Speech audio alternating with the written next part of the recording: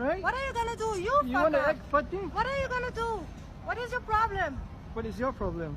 Yeah, See? what is your You problem? got big It's problem. my body. I have the right to dispose of my body the way I want. If I don't want to be on your Yeah. camera, I'm not on You your guys camera. are begging on the street of our country. You're begging? This is begging for you? Get lost. This is not work? Get lost, yeah? What you Don't do touch là? Oh, what? Asians don't do that. En février, 2 touristes russes avaient également choqué à Kuala Lumpur, en Malaisie, car ils demandaient de l'argent en faisant faire des acrobaties à leur bébé. For me, there is no difference Pour for moi, people that il n'y a beg aucune or différence even if they entre les gens provide qui a mendient, service or même s'ils even proposent un if service, they sell small même s'ils vendent like des cartes postales, postcards or des dessins. hand-painted things, it's still C'est la the même same. chose. You don't do On ne fait pas this ça kind quand on of est un things touriste. if you're a Alors aujourd'hui, on va s'attaquer à une catégorie de personnes, pour ma foi, qui est peu commune, j'ai envie de dire.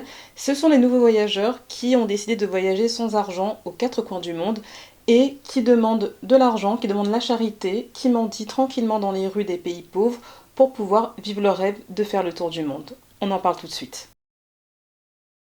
Salut les gars, on se retrouve dans une nouvelle vidéo. Donc c'est une vidéo que je vais déjà tourner depuis un moment déjà. J'avais ce sujet en tête et j'en avais parlé sur Instagram il y a quelques mois déjà et j'avais dit oui, j'en ferai une vidéo sur YouTube, blablabla, blablabla. Mais comme vous savez, je suis très longue à la détente et quand j'ai des idées de vidéos, parfois j'ai une autre idée qui arrive entre temps. Donc du coup, l'idée que j'avais avant, je l'oublie. Avant de rentrer dans le vif du sujet de la vidéo, je voulais dire que si tu aimes ce type de vidéo où je vais décortiquer et décrypter des situations de voyageurs qui soient problématiques ou non, disons des comportements et des pratiques, on va dire, bon, je sais pas si vous voyez la vidéo, mais tu vas comprendre ensuite de la vidéo, les choses sur lesquelles on mériterait de mettre de la lumière pour plus sensibiliser les gens. Je t'invite dès le début de la vidéo à mettre un pouce bleu, c'est très très important parce que ça va me montrer que tu aimes ce type de vidéo là. Ça va être aussi très important pour le référencement, pour que ce genre de thème soit plus connu du public francophone. Donc aujourd'hui, on va parler d'un sujet très sérieux, enfin moi en tout cas en tant que voyageuse, je trouve que c'est un sujet sérieux et sur lequel en tout cas il faut sensibiliser les gens. Je sais que c'est pas un sujet qui est très très connu en France, c'est plus connu chez les anglophones,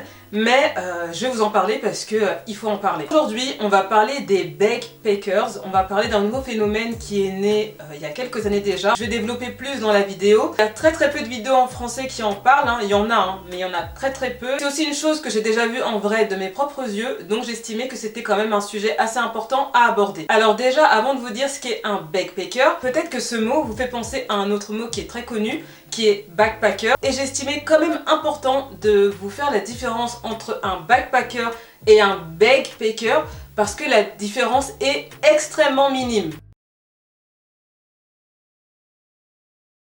Alors, qu'est-ce qu'un backpacker? Si toi tu es un voyageur hors pair, tu es un voyageur dans l'âme, tu dois forcément connaître le terme de backpacker. Mais pour ceux qui n'ont pas l'habitude de voyager et pour ceux qui n'ont pas l'habitude de voyager seul, peut-être ce mot ne vous parle pas. Un backpacker, c'est un voyageur qui peut venir de tous les pays du monde entier. C'est un voyageur qui voyage avec un sac à dos, donc il voyage jamais avec une valise, il a toujours un énorme sac à dos qui est parfois plus grand que sa taille, ou bien il voyage avec deux sacs à dos, donc c'est-à-dire un grand sac à dos derrière et un petit sac à dos devant. C'est comme ça qu'on les remarque quand on voyage. Ce sont les seuls voyageurs qui voyagent sans valise. Alors pourquoi le backpacker voyage en sac à dos? Il y a plusieurs raisons et elles sont assez simples. Déjà la première, c'est qu'ils ne sont pas sédentaires quand ils voyagent, c'est-à-dire que ils vont dans un pays et ils vont bouger dans plusieurs villes du pays, ou bien ils vont aller visiter aussi les pays aux alentours, ou bien ils vont aussi aller sur d'autres continents, on ne sait pas, ça dépend de son itinéraire, mais généralement, voire même 100%, le backpacker n'est pas une personne sédentaire, elle vient pas avec ses valises, elle les dépose à un endroit et elle y reste. Non, elle reste une semaine là, 2 semaines là-bas, 3 semaines là-bas, donc du coup avoir un sac à dos, c'est quelque chose de pratique pour eux, dans le sens où ils n'ont pas besoin de se trimballer une valise tous les 4 matins quand ils doivent changer d'endroit. Ça les permet de voyager aussi beaucoup plus rapidement et de voyager de manière un peu plus légère. Disons que c'est pour le côté pratique du nomade. Deuxième chose pourquoi le backpacker voyage en sac à dos, c'est qu'il est économe. Un backpacker, généralement, voyage avec très très peu d'argent. Il est très rare, voire je ne sais même pas si ça existe, mais bon, dans la vie tout existe. Il est très rare de voir un backpacker être dans un hôtel 5 étoiles, par exemple, un hôtel, je sais pas, all inclusive, un hôtel de luxe. Généralement non, parce que le backpacker n'a pas beaucoup de moyens. C'est quelqu'un qui veut voyager qui voyage de manière écolo et il a certaines astuces pour pouvoir économiser tout au long de son voyage. C'est-à-dire qu'il peut partir avec très peu d'argent et partir pour 2 mois, 3 mois, 1 an, 2 ans. Ça dépend ceux qui font le tour du monde ou pas, mais il y en a qui peuvent partir faire un tour du monde pendant 2 ans en tant que backpacker. Alors là, vous allez vous poser la question, mais si le backpacker il a pas beaucoup d'argent, mais comment il peut partir si longtemps en voyage? Comment il peut être aussi nomade? Comment il peut bouger sans avoir trop de difficultés? Il y a plusieurs raisons, mais la raison elle est simple, c'est que le backpacker il est très économe. Il va pas se payer un logement de luxe, il va privilégier les logements gratuits, ou bien il va privilégier les auberges de jeunesse et celles qui coûtent le moins cher, ou bien il va privilégier le fait de faire du volontariat, donc du coup ça veut dire qu'il ne paye rien. Il va privilégier aussi parfois de travailler en auberge de jeunesse, donc quand tu es bénévole dans une auberge de jeunesse, généralement il t'offre un lit gratuit et il t'offre les plats matin, midi, soir, donc du coup ça te fait une sacrée économie. Donc tout au long de leur voyage, c'est comme ça qu'ils voyagent en fait pour pouvoir économiser, c'est qu'ils font plein de services gratuits où ils prennent vraiment des choses moins chères comme des logements, même la nourriture. Ils vont pas chercher à manger dans un restaurant de grande renommée ou que sais-je. Globalement, un backpacker c'est ça. Donc ce sont des gens qui voyagent, qui n'ont pas forcément un très gros budget, mais qui peuvent voyager dans plusieurs endroits différents parce qu'ils savent gérer le peu d'argent qu'ils ont, ils savent l'économiser, ils connaissent certaines techniques qu'ils peuvent utiliser afin de pouvoir économiser et puis profiter de leur voyage aussi, même s'il dure plusieurs mois. C'est pas parce qu'on est pauvre qu'on peut pas se faire plaisir aussi dans la vie, donc je trouve quand même qu'ils ont une bonne philosophie de vie. Après il faut vraiment avoir envie d'être backpacker dans le sens où tu vas devoir te restreindre sur beaucoup de plaisirs du voyage. Donc ça c'est le backpacker. Et maintenant qu'est-ce qu'est le backpacker et comment on les différencie, sachant que physiquement ils sont identiques. Alors un backpacker, qu'est-ce que c'est? C'est une personne qui va voyager comme un backpacker avec un gros sac à dos derrière, un gros sac à dos devant, qui fait un tas d'économies autant qu'un backpacker, sauf qu'à la différence, c'est que le backpacker voyage sans argent. Alors je vous explique comment ça il voyage sans argent. Déjà il faut savoir que le backpacker c'est qu'il vient d'Occident. Soit il vient d'Europe, soit il vient du continent d'Amérique du Nord, ou soit il vient d'Australie, ou je sais pas, Nouvelle-Zélande, ces pays où l'économie est forte, donc ils viennent d'économies riches, de pays puissants. C'est quand même un détail important à dire. Donc ces personnes-là prennent un billet du pays de là où ils viennent et vont dans un pays pauvre, souvent en Asie du Sud-Est, tel que la Malaisie, la Thaïlande, peut-être le Vietnam, je sais pas, mais dans ce genre de pays-là, vous voyez, hein, pas au Japon, hein, ni en Corée du Sud, hein, plus dans ces pays-là, en Indonésie, tout ça. Ils ont décidé de partir dans ces pays-là et voyager sans argent. Vous allez vous dire, mais comment ça, comment c'est possible? Comment on peut voyager sans argent? Et bien c'est très simple. Ils ont décidé de faire la manche dans ces pays-là afin de pouvoir financer leur voyage. Alors, c'est-à-dire qu'il y en a, ils sont clairement assis dans la rue avec des pancartes soit écrites en anglais, parfois même ils prennent la peine d'écrire dans la langue asiatique du pays dans lequel ils sont, où ils disent voilà que eux ils voyagent et qu'ils ont besoin d'aide de la population qui les aide financièrement à payer leur séjour pour qu'ils puissent continuer leur aventure. Il y a aussi une chose importante que je voulais partager avec vous, c'est qu'il y a certains backpackers qui disent que justement ils ne mendient pas parce qu'ils vendent des bracelets, ils vendent des artisanats comme des tags, comme des dessins, je ne sais pas trop ce qu'ils font, mais ils vendent quelque chose en échange de l'argent des gens. Une chose très importante à savoir, c'est que dans chaque pays, il y a des lois. Et forcément, quand tu n'es pas de nationalité d'un pays, il faut que tu demandes un permis de séjour. Si tu ne l'as pas, c'est soit tu as 3 mois pour rester dans le pays, mais tu as 3 mois uniquement de vacances, tu n'es pas là pour gagner de l'argent. Et à partir du moment où tu gagnes de l'argent, ça veut dire que tu travailles au noir et c'est un délit, c'est illégal. Parce que si ces personnes-là voulaient trouver un travail, il aurait fallu qu'ils demandent un permis de séjour pour pouvoir rester sur le territoire. Donc du coup, ce qu'ils font est illégal. Ou bien il y en a d'autres qui font par exemple de l'artisanat, qui vont faire des bracelets et qui vont les vendre pour pouvoir financer leur voyage. Bien sûr, toujours dans les pays du Sud-Est, hein, pas chez eux, hein, dans les pays du Sud-Est. Ou bien il y en a d'autres qui vont faire de la musique afin de gagner de l'argent. Cette pratique, elle a commencé à être dénoncée vers 2017, donc c'est assez récent. Je sais pas comment ça a commencé exactement ce style de voyageurs, des backpackers. Je sais pas si ça a commencé avant 2014 ou après 2014, mais en 2017, il y a commencé à avoir beaucoup de mouvements de polémique contre cette pratique de voyageurs de pays occidentaux riches qui vont dans des pays où l'économie est très basse, en Asie du Sud-Est, pour faire la manche afin de pouvoir financer leur voyage. Il faut savoir que peut-être qu'il y en a aussi en Europe, je ne sais pas personnellement en Europe, après j'ai pas fait toute l'Europe mais j'ai fait certains pays, je n'en ai jamais vu en Europe. Ça existe en Amérique du Nord. En tout cas en Amérique du Sud, j'en ai vu une fois au Brésil en 2019 dans le métro et ça m'avait choquée. C'était une fille qui marchait dans le wagon et qui demandait de l'argent aux voyageurs parce qu'elle avait plus d'argent pour continuer son voyage. Donc elle faisait la manche pour atteindre un autre état du Brésil et je me rappelle que moi ça m'avait particulièrement choquée. Après, ils sont beaucoup plus présents en Asie, hein, comme je le dis, mais ils sont quand même un peu en Amérique du Sud. Un peu moins, mais ils y sont quand même. Premièrement, pourquoi c'est mal de mendier pour financer un voyage? Donc il y a plusieurs raisons que je trouve personnellement qui sont pas très correctes de mendier de l'argent pour voyager dans un pays. C'est que déjà la première chose, c'est que le tourisme est un business. Si les pays ouvrent leurs frontières à d'autres pays, c'est qu'ils misent aussi une partie de leur économie sur le tourisme. Le tourisme rapporte de l'argent à un pays et il y a certains pays qui ne vivent pratiquement que de ça. Certains pays dont l'économie repose énormément sur le tourisme. Quand tu es touriste, il faut savoir une chose, c'est que tu es un client pour un pays. Tu es un client, c'est que tu rapportes de l'argent. Le pays attend de toi à ce que tu fasses développer l'économie touristique du pays. Quand tu vas en vacances, tu te dis ok, je vais en Thaïlande, je vais en Malaisie, je vais en Indonésie, peu importe où dans le monde, qu'est-ce que ma présence à apporter à ce pays? Est-ce que je peux aider le petit pêcheur du coin en lui achetant, je sais pas, des poissons? Est-ce que je peux aider cette petite agence de voyage locale qui propose des tours en bateau en Thaïlande, je sais pas, des tours sur des îles? Aider ce commerçant qui fait de l'artisanat?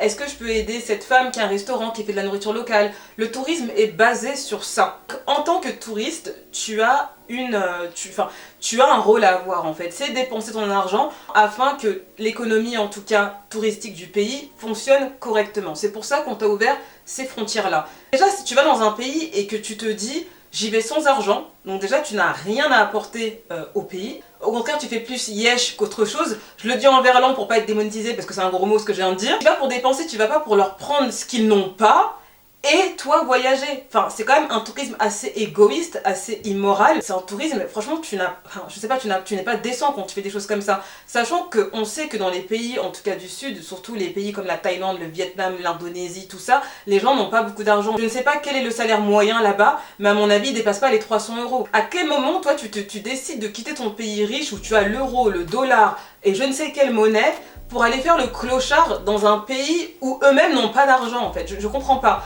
Tu veux faire le clochard parce que tu es tellement égoïste que tu ne veux pas dépenser ton argent afin de développer l'économie locale touristique. Alors je sais que peut-être mes propos sont un peu cash et que je parle de manière crue, mais vous me connaissez ceux qui me suivent. Moi c'est des choses qui me choquent. Je me dis moi en tant que touriste j'ai beaucoup voyagé, j'ai été confrontée à des choses qui me choquent parce que je me dis parfois il y a des personnes qui voyagent et encore une fois qui s'intéressent pas à la dynamique du pays en fait. Après je veux bien que tu ailles dans un pays, que tu vas pas connaître l'histoire de 100 ans avant Jésus-Christ du pays, que tu vas pas pour ça, tu vas peut-être pour les plages, tu vas pour kiffer. Mais même si l'histoire du pays ne t'intéresse pas, c'est quand même intéressant d'avoir du respect pour la population qui lutte chaque jour en fait pour survivre. Ici ils sortent pas de chez eux pour vendre des trucs dans la rue, ils ont pas d'argent en fait, il n'y a pas d'aide de l'État, il n'y a pas tout ça. Clairement dans ce genre de pays là, le travail informel est très très important. Pour ceux qui ne savent pas ce que c'est le travail informel, c'est un travail où tu n'es pas déclaré par l'État, c'est pas un travail où tu as un contrat. C'est peut-être toi qui vas acheter des bouteilles d'eau et tu vas les revendre plus cher dans la rue. Il y a des images qui tournent sur les réseaux où tu vois par exemple des gens faire la manche ou bien tu vois des gens vendre leur artisanat à côté de commerçants locaux qui galèrent eux-mêmes. Enfin, je trouve ça quand même assez indécent de jouer de la pitié des gens des pays du Sud, hein, parce que les gens des pays du Sud ont le cœur beaucoup plus ouvert. Je ne veux pas dire qu'en Europe les gens n'ont pas le cœur ouvert, mais dans les pays du Sud, les gens ont vraiment la main sur le cœur. C'est vraiment un truc qu'on ne peut enlever à aucun pays qui se trouve dans le sud du globe.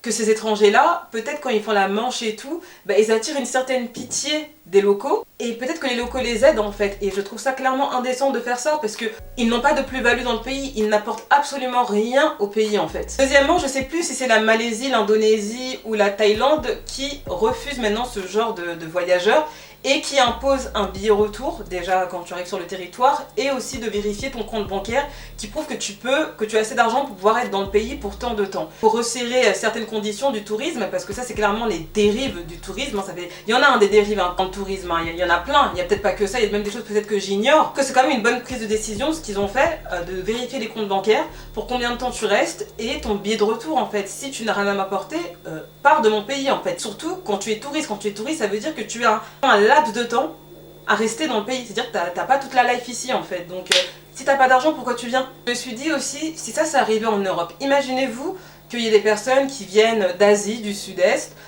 qui viennent d'Afrique ou qui viennent d'Amérique du Sud ou dans les Caraïbes, j'en sais rien, et qui viennent en Europe mais que pour les vacances, attention, pas pour immigrer, que pour les vacances, et qui ont des pancartes comme ça dans le métro, et qui disent oui s'il vous plaît j'ai pas d'argent, je suis en train de faire un road trip, chez vous, mais flemme de dépenser mon argent dans votre pays, juste donnez-moi de l'argent pour que je puisse me faire kiffer dans votre pays. Enfin je sais pas si vous voyez comment ça serait très mal perçu, et de toute façon c'est un truc même que je pense qu'il pourrait pas exister ici, c'est pas possible, c'est vraiment pas possible, que je pense qu'on les dégagerait aussi vite qu'ils sont arrivés. Je veux bien par contre dans le contexte où par exemple t'es parti en voyage, t'es parti pour plusieurs mois, et à un moment dans ton voyage, tu n'as plus d'argent parce qu'il t'est arrivé certaines galères, t'as dû dépenser tel argent et tout, et que c'est un peu bousculer ton budget et que tu te retrouves ric-rac.